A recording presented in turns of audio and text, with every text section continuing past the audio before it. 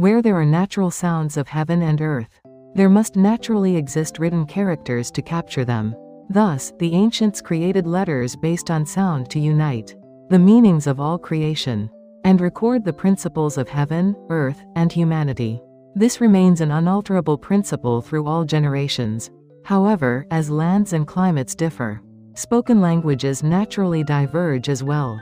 Foreign languages have sounds but lacked their own writing systems, forcing them to borrow Chinese characters.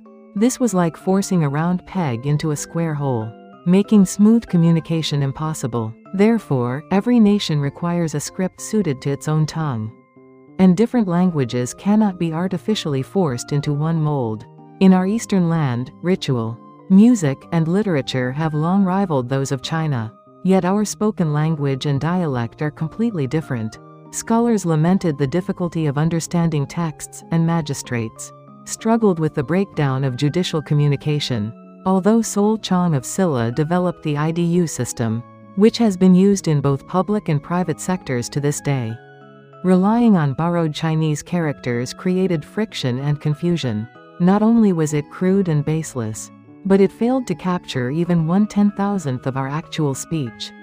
In the winter of the year Gaihai, 1443, His Majesty King Sejong created the 28 letters of Jeong In-ji, provided basic examples and meanings, and named it Hunminjeongeum.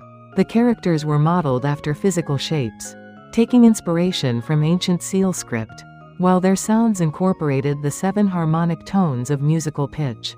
The universal principles of heaven, earth, and humanity, as well as the profound harmony of yin and yang, are fully embodied within them. With just 28 letters, infinite sounds can be expressed. It is simple, yet essential, precise yet wide-reaching. Therefore, a wise person can master it in a single morning, and even a simple person can learn it in 10 days.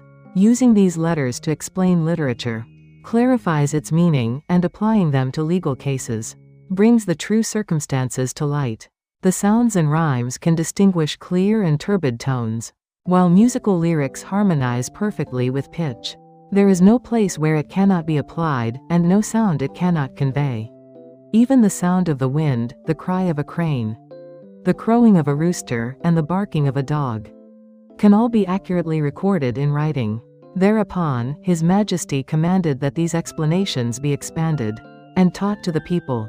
I, Jeong In-ji, together with Choi Hang, Park Pang-nyun, Shin Suk-ju, Seong Sam Moon, Kong Wei-in, Yi Gai, Yi Son-ro, and others of the Hall of Worthies, respectfully composed various explanations and examples to outline its main principles.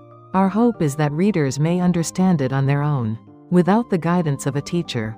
Yet, the deepest principles behind its creation are far beyond what we can fully articulate. Respectfully reflecting upon it, His Majesty is a sage king sent by heaven, whose accomplishments in establishing institutions surpass those of 100 past kings. The creation of Jeong In-ji was not borrowed from past precedents, but was achieved naturally in accordance with universal principles. This proves that its ultimate truth spreads everywhere, beyond the reach of mere human effort. Though a long time has passed since the founding of our nation, could it be that this great wisdom of revealing truth and completing creation was awaiting this very day? In early September 1446, recorded with deep reverence by Jeong In-ji, Minister of Rights, Scholar of the Hall of Worthies, and Senior Royal Guest.